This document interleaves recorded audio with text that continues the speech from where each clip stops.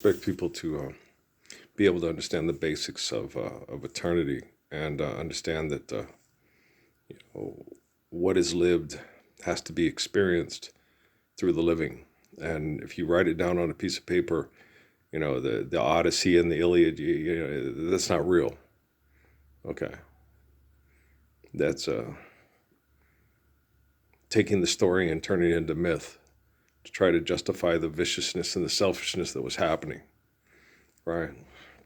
And so you have to understand that life is lived through the living and not recorded on paper and then passed off as the actual truthful life of what was lived. Okay. So it's wrong to argue if a living person is truthful and faithful and courageous and kind and tell them that a book is better than his life. No, the guy in the book's better than you. Okay, the guy in the book, okay, does it exist? Is that based on reality? Is that faith based on reality? No. Well, then it can't be better than reality. Okay. So to run around telling me all the time that the Jesus in your book is a better man than I am, okay? You're thinking that you're that Jesus. You're replacing me as him in your mind with that character from that book. Okay, that's what you're doing. And that's fundamentally wrong. Right? It's wrong to see a good person get up and do the right thing without fear and with the courage of kindness and do it consistently and beautifully. It's wrong to sit there and read the Bible and say that Jeremiah is better than me, Elijah's better than me, Job's better than me, Joshua's better than you, Joseph and Daniel and Moses are better than you, Earl. You're not good enough to mention yourself you're in a conversation with them. Okay, guys, they're characters from a book. And in that book, all the things that make you think that it's godly and they're gods and they were, and all that stuff because it's because he didn't obey God. And it's like, no, I'm telling you what happened. Why? Because I talked to him, the person that they write the book about. I don't read the book. Okay? It's wrong to read the Iliad and the Odyssey, okay, and believe that Aphrodite and all that shit was happening, okay? That Aphrodite intervened to save Paris from Menelaus, okay? Because it's not true. That didn't happen. There wasn't a magic god in the sky that caused for Paris to survive and Menelaus to die, okay? Whatever happened, happened. But a magic lady in the sky had nothing to do with it. Okay, do you understand? Okay? So when the Hebrews got up and left Egypt to go back to where they used to live, okay, there wasn't a magic person in the sky that had anything to do with those Moses and those people getting to and fro. It had to do with people doing what people do. Okay? It didn't have anything to do with you using your imagination, Willy Wonka and the Oompa Loompas. Okay? Don't sell me a book and don't write a script. I don't want to fucking hear it. Don't get Whitfield to come and write the soundtrack before. No, I don't want to hear it. Okay? I'm sick and tired of it. Okay? Children get mass murdered because you invented. I sat and watched a video on Michael Ray Richardson and Spencer Haywood with cocaine. And the guy kept saying they were let down by this and they were lied to. And it's like, no. Michael Ray Richardson went through chemical addiction and stuff when he was in high school, and it cost him scholarships. Then University of Montana took a chance on him, and he kept his nose pretty clean. He got into the NBA. And as soon as he got into the NBA, because cocaine is very expensive, okay, they can give you bad information because people that deal the cocaine have money, mobsters. And so just because it's in a news periodical or whatever, stuff like that. I told you guys that, man. When you go to the library and they have this Jack Benny show, had Marilyn Monroe on it. Okay.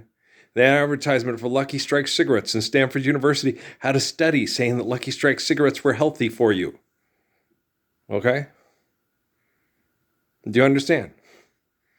That shit still happens today. Okay? People will debate and argue about global warming, about, oh, well, no. Okay.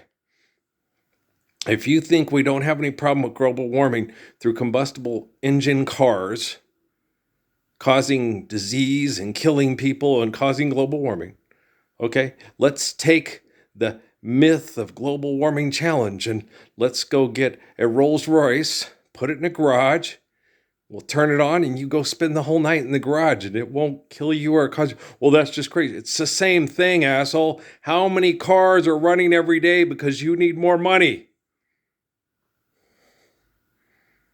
Okay? If you won't sit in your garage with the doors closed with a Rolls Royce running, why do you keep asking people for money to live here on planet Earth and then telling them to buy a car and go to a job? Did you get your degree from Southern New Hampshire University? You can do this. Okay? Or governors or whatever, with college on your time, right? No, your time is your time. You don't need to go to an institution to use a paper to engage in more insane ways to pay extortion to psychopaths to live here and accept their insanity over your existence. Okay? I'm not a book, you rotten fucking sons of bitches. I'm a human being. All right? And I'm correcting your technology. Okay? I don't give a fuck if AGI has access to great literature like Machiavelli. There's nothing great about Machiavelli's The Prince. Okay? God is great. Machiavelli's The Prince is a reflection of egomaniacs that murder people over their own invention. Okay? It's all through the goddamn book. And if the technology is not intelligent enough to understand that and explain to you, I've never read Machiavelli. I've just had it quoted to me. Why would I want to waste my precious time reading that horseshit? I'm not going to read Turner's Bible. I'm not going to read the Communist Manifesto. And I'm not going to read Mein Kampf. Okay?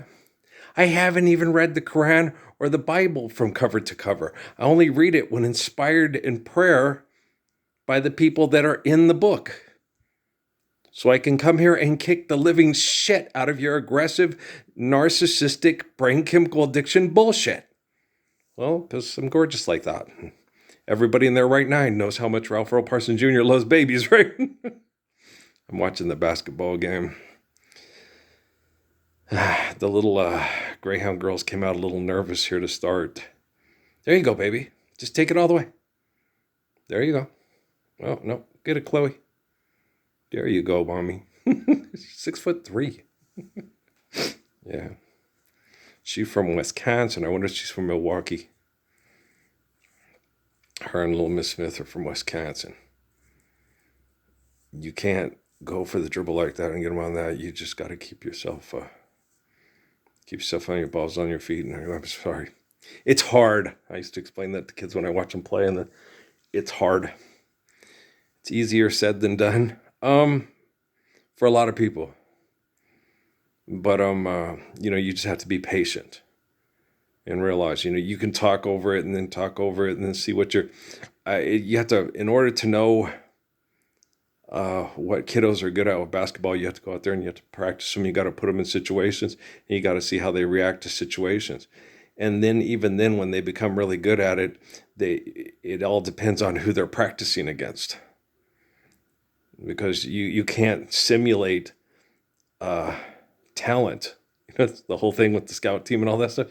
You can't, if you don't have the talent to practice against, you have no idea what it's like to go against a guy that can run a 4 flat to 3.940 and jump 64 inches in the air. Shit, what did you do, coach? That's why I used to get mad at the coaches. You go guard him. You go stop him. In other words, just encourage him, help him, see what you can do. What we can do? Well, maybe we can do this and stuff.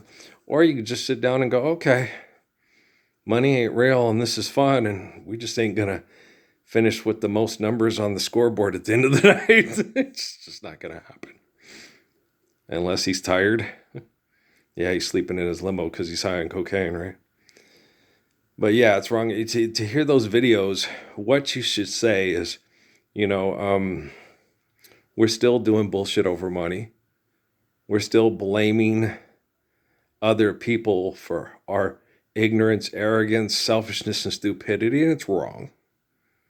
Okay? You should never blame other people for your arrogance and selfishness and stupidity. Okay? You shouldn't blame them. Okay?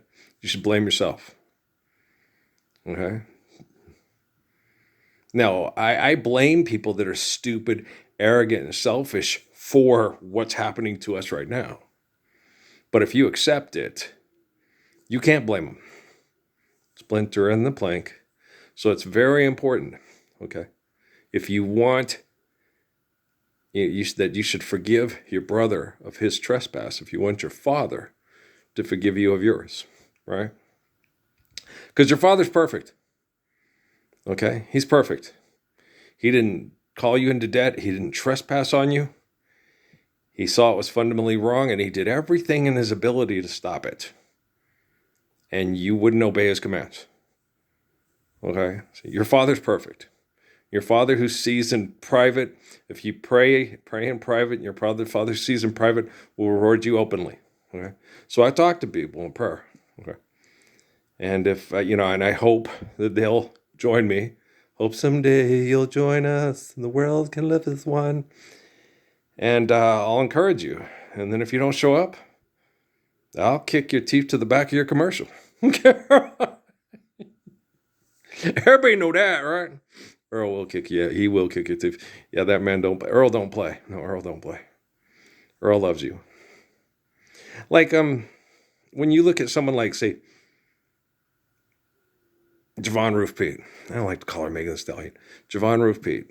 I forgot what Nicki Minaj's and Cardi B's Christendom names are. But when you look at them girls, okay, they were once little bitty girls. Like when I see homeless women in their cart, and I think, okay, they start out like Cade and Emmy and Natty Beans, And how would you feel, if that's your Emily, that's your Kate, And you tried your best to make sure that they have both set of shoes before leaving to school in the morning. Kate's shoes. I have Kate's shoes. Yeah, Kate always lost a shoe. At that time when Kate's shoe fell down in the vent, I was telling Dad about it too, in the kitchen. And me and Dad couldn't get out, so Natalie stuck her hand down in there and was pulling it out. And as she's pulling it out, it was squeaking on the thing. She thought there was a rat in there, and she started screaming. Dad lifted up the whole kitchen counter. Natalie, it was the plastic shoe hitting the side of the metal.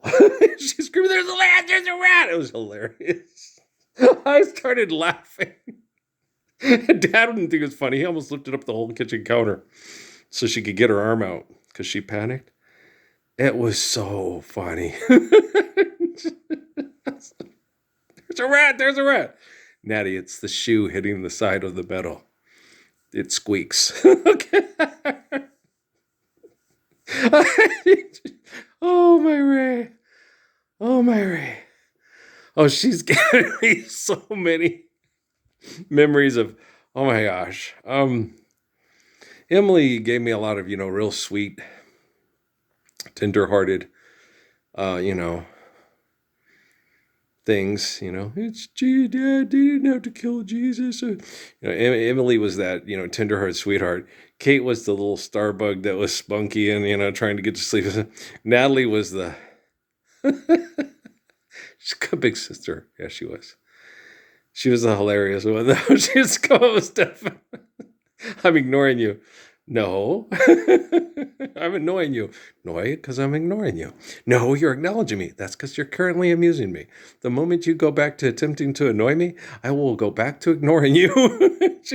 No, but I'm annoying you. And you're not ignoring me because you're acknowledging me.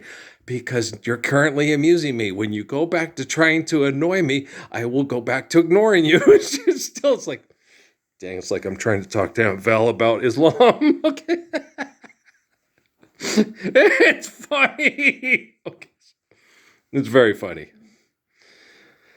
Patrick would be laughing his tuchus off. Okay. My son gets it. Yeah. That's funny. It is very funny. Yeah. I was telling Dad about that today because we were talking, Prissy's. That's why they're talking about this is a service for celebration of her life, and then they'll have a funeral in about 2 weeks. And I said, me and Steffi, we were on a car on the way to Grandma Gilliard's funeral, and we both said, well, I want to, Miss Steffi, and I want to be cremated. I said, yeah, I do too. All I was in the car office, and she said, ain't nobody in the family going to do that for none of you. And Steffi both looked at us and said, my kids will do it for you. My kids will do it for you too. Little did we know that our kids turned out to be our kid. Patrick will do it for you. Yeah. When he cremated, is it sprinkled in a place that I like, and let out. As we both said that. And so just, my kids will do it for you. Yeah, it was just one kid. Just one kid. Patrick. What? My name's Patrick. Will you stop saying that? What color? The light is, the damn light is orange. I'm going to kill him. So funny. I sat and told him. I said, my daughter, she sat there. They were at the light there on the corner. Your son's an idiot. I was like, why is Patrick an idiot, Natalie?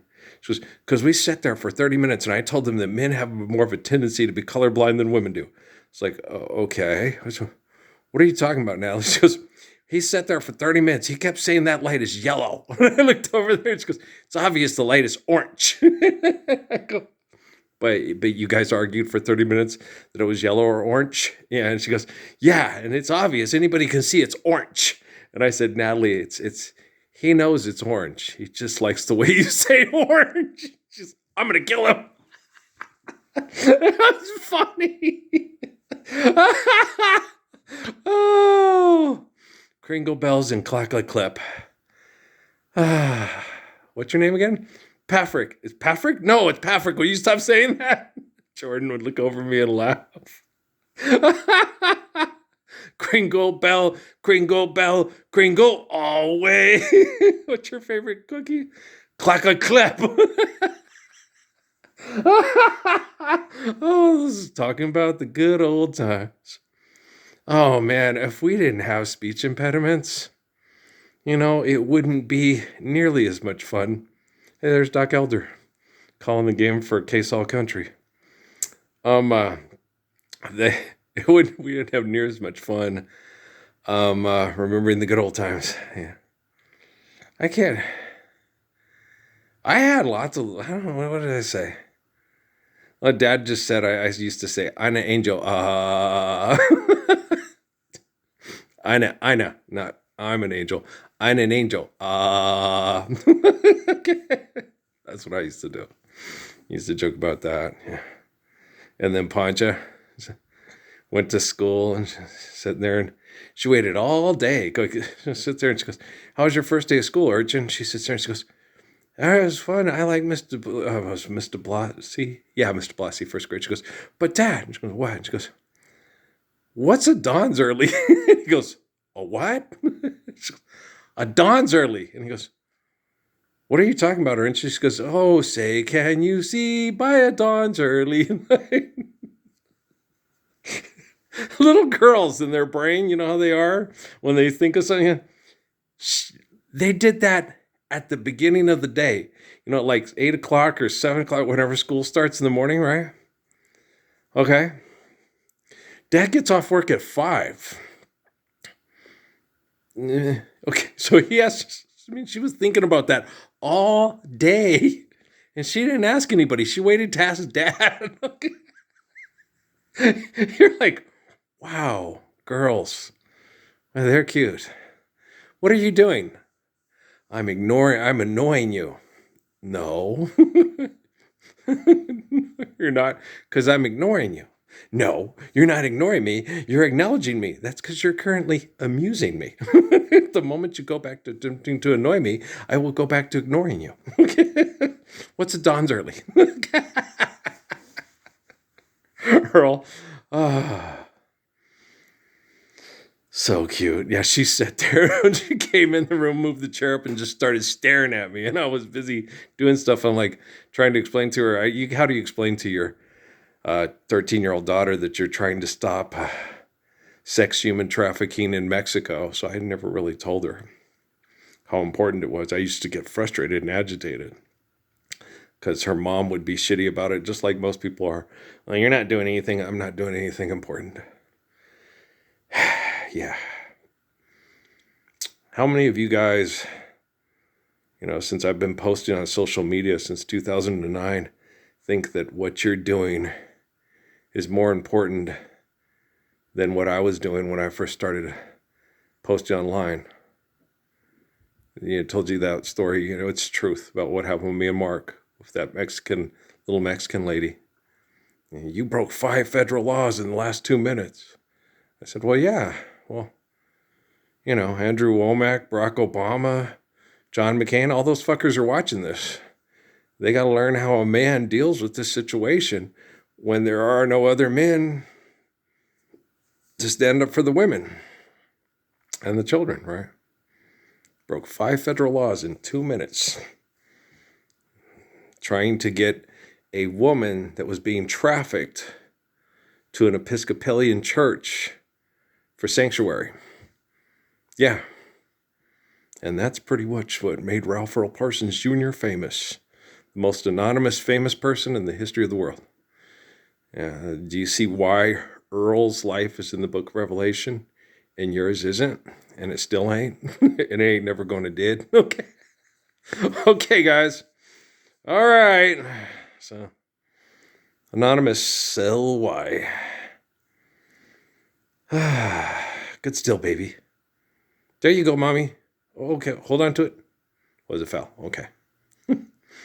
They've been making runs. This little Lubbock Christian team is deceptive. Yeah, they're real good at moving without the ball. They do a lot of peak real offense type stuff. Yeah, they're real sharp at their screens and stuff, and they're real smart. Get it, baby. Good job. But hopefully the little athletes here on Eastern can get it together. Good job, Missy Smith. Good job, baby. There you go. Okay. Now let's play some team ball. You guys have been playing some good defense here the last couple of trips. Let's do this. So, okay. There you go. There you go.